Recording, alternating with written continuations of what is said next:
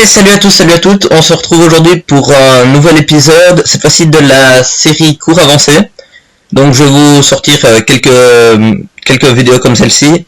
Donc ça consistera en exercices tactiques comme celui-ci.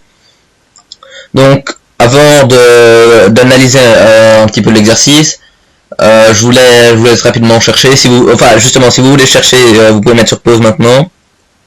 Voilà, donc soit vous avez trouvé, soit vous n'avez pas pris la peine de mettre sur pause. Donc le coup, ici, le meilleur coup, c'est tour C8.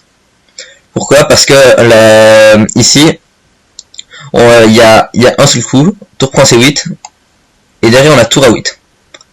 Tour A8 qui attaque indirectement donc la tour C8. Donc sur roi C7, maintenant on peut promouvoir et le pion est protégé. Enfin, donc là, le pion qui est devenu une dame est protégé. Et si jamais il la reprend, hop, on fait une dame. Et on peut même aller chercher la deuxième tour. Donc ici, vous voyez bien que pour C8, ça gagne facilement. Il semblerait que j'ai un petit problème de souris. C'est pas grave, on va continuer avec le clavier.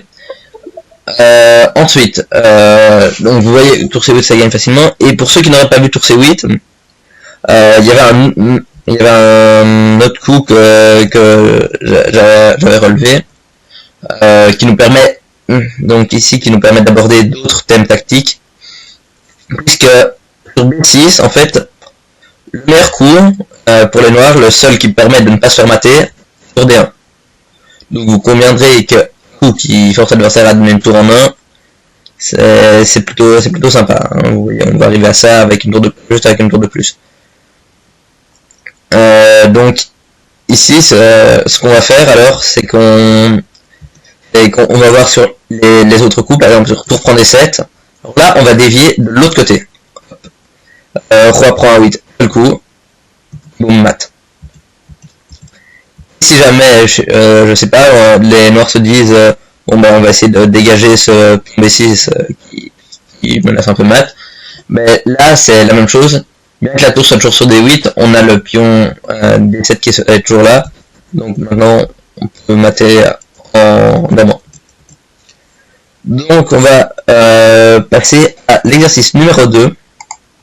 Alors si je me souviens bien, dans ma dernière vidéo, je vous avais mis celui-là en exercice pour aujourd'hui.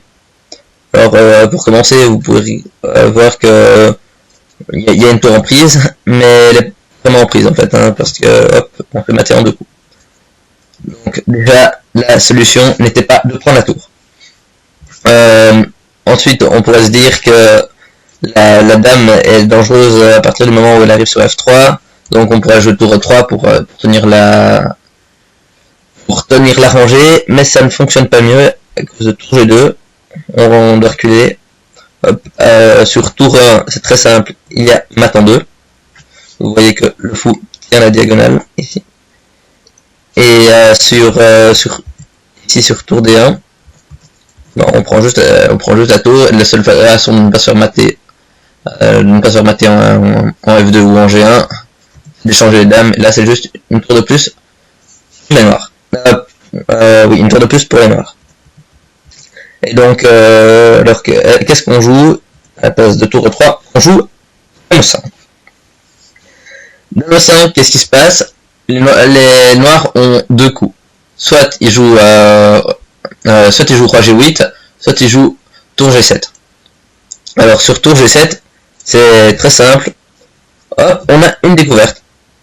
C'est-à-dire que la dame est ici attaquée à travers la tour. Donc là, on bouge la tour avec tempo, puisque les noirs sont obligés de parier l'échec. On prend la dame. Alors je vous mets une suite potentielle qui nous permet donc d'aborder un autre thème tactique qui est la déviation. Ici, on va dévier la dame vers D2. Et boum, on a ensuite une enfilade. Mais bon, on remarque malgré donc cette petite tactique utilisée par les noirs, il y a un gros avantage blanc, étant donné que ça ne va pas être très compliqué de pousser les pions A et B à dame. Et donc c'est juste gain blanc. Donc dame 5 le coup. voyons voir maintenant sur 3G8 hein, si si les noirs ont vu la découverte sur tour G7 et 3G8. Donc maintenant maintenant en fait il y a toujours la découverte en tant que telle, mais ce qui se passe c'est que si on prend la dame maintenant, la tour G n'est plus clouée en fait, donc le roi n'est plus là, la tour n'est plus là, donc la tour n'est plus clouée. Donc maintenant c'est embêtant parce que on retrouve pas mal de contre-jeux ici. Mais ce qui se passe, c'est ici on va juste prendre ici sur F7. Alors donc sur roi prend F7, je vous montre rapidement. Là, on gagne déjà la tour. Donc là on fait échec. Et si il y a moyen de reprendre par exemple la dame dans de bonnes conditions, puisque on a gagné une tour entre temps. Et en fait si vous voulez aller plus loin, il y a juste tour G1 et toutes les cases du roi sont tenues. Et vous voyez que les noirs ont juste à donner leur pièce et c'est mat. Donc qu'est-ce qu'il y a d'autre comme ligne? Alors on a également cette ligne, la ligne alors où le roi se dit bon ben si je prends F7 je me fais mater, je vais en F8. Mais c'est un peu la même idée, hein. Hop, mat. Donc, parce que ici en plus, donc il y a un double échec. Un double échec, c'est lorsque le roi est en échec, donc de deux façons différentes comme ça, il n'y a jamais moyen de parer l'échec qu'en bougeant le roi. On ne pourra jamais intercaler une pièce parce qu'on ne saura pas intercaler une pièce des deux côtés. On ne pourra pas prendre la pièce parce qu'il y aura toujours l'autre échec. Donc on est toujours obligé de bouger le roi lorsqu'il y a un double échec. Et donc ici, il y a encore mat. On va passer à la position numéro 3. Donc ici, voilà, je vous ai déjà mis une petite flèche verte. On remarque que le roi et la dame sont à portée d'une fourchette de cavalier. Et ça tombe bien, étant donné qu'on a un cavalier sur G5. Alors qu'est-ce qu'on va faire ici? C'est qu'on va essayer de bouger la dame en gagnant en temps. C'est-à-dire que si on bouge la dame sur une case aléatoire, bien les noirs vont juste bouger leur roi ou bouger leur dame et ça n'amènera rien de concret. Alors que ici, si on fait dame prend F5, eh bien ce qui se passe c'est que on va dire G prend F5, hop, on récupère juste la dame. Et donc là, on a gagné une pièce sèche dans l'opération. Alors que si on bouge juste la dame, si on bouge juste la dame comme ça, ben là, il suffit de juste jouer un coup de dame pour que ça ne soit plus une fourchette. Voilà. Donc ici, on va voir donc rapidement les autres variantes. Sur F5, en fait, il n'y a absolument aucun problème parce que la tour n'est pas réellement n'est pas en prise étant donné qu'il reste la tour C1.